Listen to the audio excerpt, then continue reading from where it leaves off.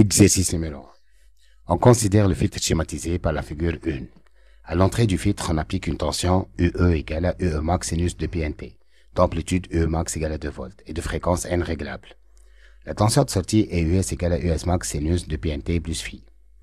L'amplificateur opérationnel est supposé idéal et polarisé plus ou moins 15 volts.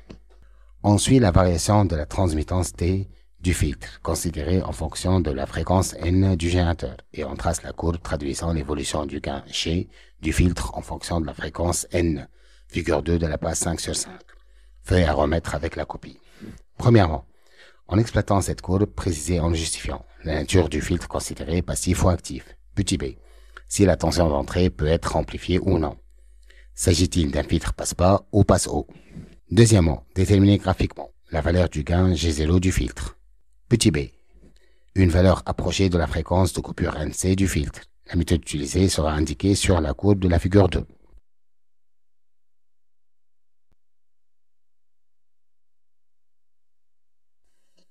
Grand 2. Premièrement, montrer que l'équation différentielle régissant les variations de la tension de sortie US de T du filtre s'écrit R1 sur R2 US plus R1C dérivé de S sur dt égale à moins UE.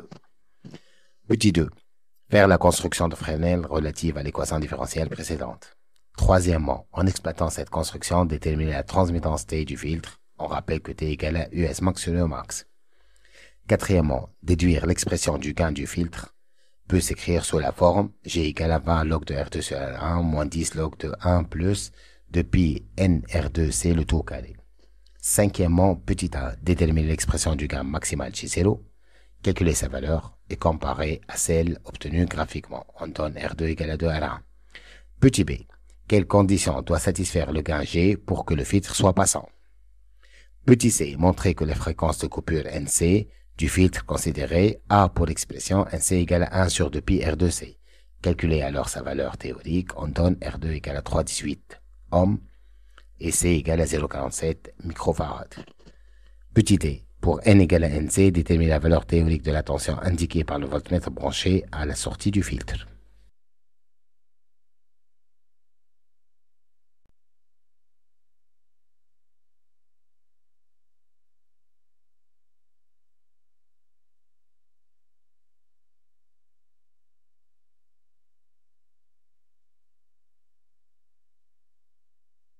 Réponse. Grand A. Premièrement. Alors, petit a, G différentiel donc le filtre est actif. Petit b, G0 supérieur à 1, donc le filtre peut amplifier la tension d'entrée. Petit c, d'après le graphe, si n tend vers l'infini, G diminue, donc le filtre passe pas. Deuxièmement, petit a, d'après le graphe, G0 égale à 6 décibels. Petit b, un filtre est passant si G supérieur ou égal à G0 moins 3 décibels. D'après le graphe, donc, un coupure égale à 1000 Hz. Grand 2, donc, premièrement.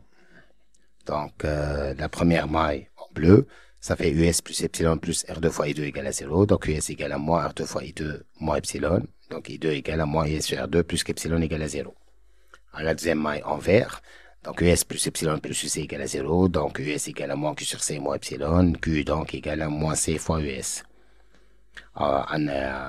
I, le courant qui traverse le condensateur, on va l'appeler IC, c'est dérivé de Q sur dt égale à C fois dérivé de UC sur dt, comme UC égale à moins US, donc ça fait moins C dérivé de S sur dt.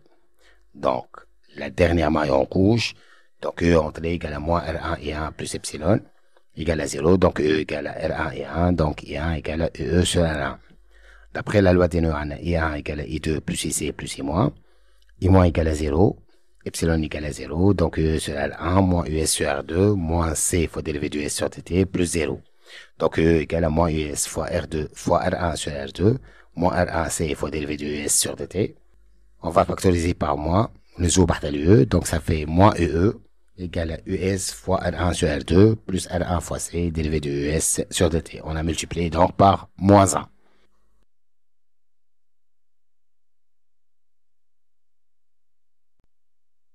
Deuxièmement, petit a, on a R1 sur R2 US de T égale à R1 R2 US max sinus de PNT plus phi de S, donc V1, on lui associe le vecteur V1, R1 R2 US max phi de S. Le R1C dérivé de S sur dt égale à R1C US max fois 2PN, sinus de PNT plus phi de S plus pi, on lui associe le vecteur V2, R1 c'est US max de PN, phi de S plus pi sur 2. Alors, le EE égale à EE max sinus de PNT plus phi de E, on lui associe le vecteur V1 plus V2 égale à V, d'amplitude E max ou phi égale à phi de E. Alors, on trace le vecteur en rouge, R1 sur R2 et S max, puis la perpendiculaire au vecteur rouge, donc le R1 c'est US max de PN, puis donc on joint les deux points, sens contraire de l'axe de phi, puisque moins EE, donc ça donne donc d'amplitude E max, le vecteur en vert.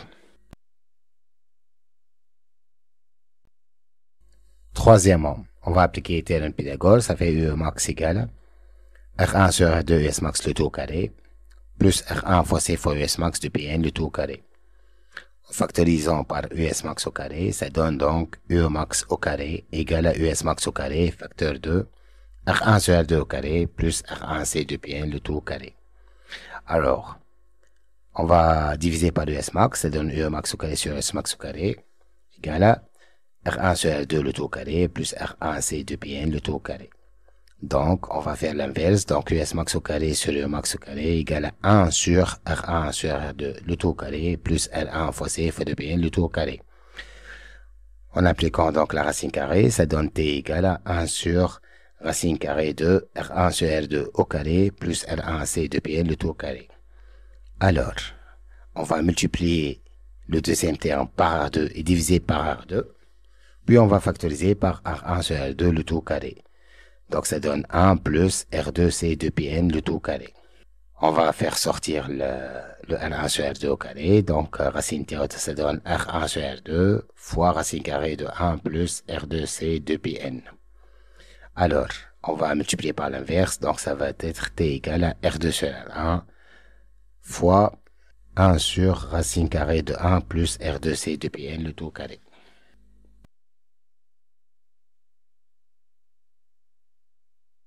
Quatrièmement, alors G égale à 20 log de T. On va remplacer T par son expression. Donc, ça fait G égale à 20 log de R2 sur R1 racine de 1 plus R2 C 2Pn, le tout au carré.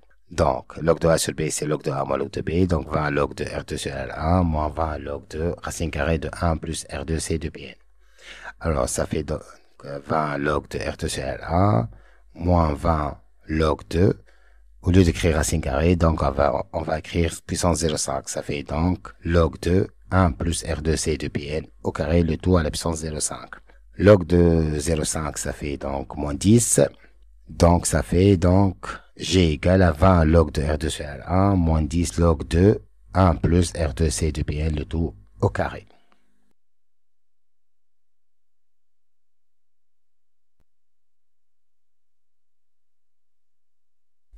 Cinquièmement, petit a. Pour les très basses fréquences n égale à 0 Hz, on a t égale à R2 sur R1, donc égal à T0. Alors, donc G0 égale à 20 log de R2 sur R1. Donc, ça fait 20 log de 2R1 sur R1. On a remplacé R2 par 2R1. Donc, ça fait 20 log de 2. On simplifie par R1. Et R1, ça reste donc log de 2. Donc, ça fait 6 décibels. Le résultat donc théorique concorde avec le résultat graphique. Un filtre est passant si G est supérieur ou égal à G0-3, c'est la condition d'un filtre passant. Petit c. Alors, G est supérieur à G0-3, donc G0 10 log de 1 plus R1C de Pn, le tout au carré, est supérieur ou égal à G0-3. Donc, ça fait donc moins 10 log de 1 plus R2C de Pn, le tout au carré, est supérieur ou égal à moins 3. En divisant par 10, moins 10, pardon, donc ça fait donc log de 1 plus R2C de Pn, le tout au carré, donc est inférieur ou égal à 0,3. Donc, le 1 plus R2C de Pn, le tout au carré, est supérieur à 10 est inférieur plutôt à 10 à l'absence 0,3, ça fait 2. Donc, ça fait R2C de Pn au carré est inférieur à 1. Donc, R2 fois C fois 2Pn est inférieur à 1. Donc, N est inférieur à 1 sur R2C de pi. N coupure donc égale à 1 sur RC de pi. Et ça fait donc 1000 Hz. Donc, encore une fois, le résultat théorique concorde avec le résultat graphique.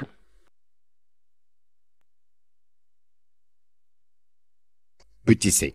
Alors, t égale à R2 sur R1, racine de 1 plus R2C de Pn, le tout au carré. Or, R2 sur R1, ça fait 2 plus que R2 égale à 2R1. Donc, sur racine de 1 plus 3,18 fois 0,47 10 moins 6 fois 2pi fois 1000, le tout au carré. Donc, ça fait T égale à 1,436.